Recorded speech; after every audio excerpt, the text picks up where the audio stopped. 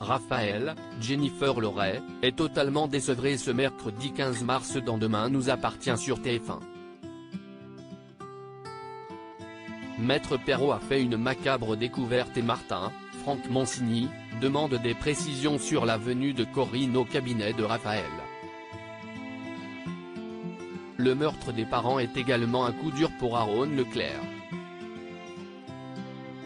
En effet, le nouveau chirurgien a opéré la fille que sa mère, Corinne, avait amenée à l'hôpital pour une fracture du poignet. La petite fille se réveille et demande où sont ses parents, mais Aaron et Victoire sont pris par l'émotion. Martin investigue pour retrouver le tueur dans Demain nous appartient. Le commandant Constant fait un topo au sujet de l'affaire Jonas mêlée aux actes criminels d'Alexis Langlois, Michael Pitoussi et Étienne. Par ailleurs, Martin dit à sa femme, Bénédicte, et à Dorian, son fils, qu'il doit obtenir une des preuves pour qu'Étienne ne soit pas incriminé. De son côté, Renaud veut raviver la flamme avec Marianne.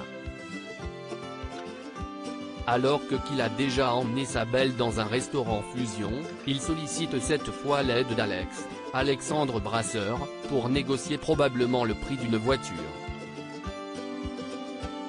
Le médecin offre une décapotable à Marianne, la chef de service chanceuse qui trouve le chirurgien Aaron très séduisant. Elle fonce dans les rues de Sète et prend une contravention de la part de Nordine après notamment lui avoir mal parlé. Sarah a un indice sur le tueur, Nordine innocente Étienne en garde à vue, Bénédicte demande à Étienne de ne pas perdre espoir. Elle est très triste mais garde la face pour son compagnon. Martin et Georges font finalement le lien entre le meurtre des Chassagnes et l'intrusion chez Sarah et Roxane. Le commandant Constant en parle aux deux jeunes femmes et les invite à la prudence.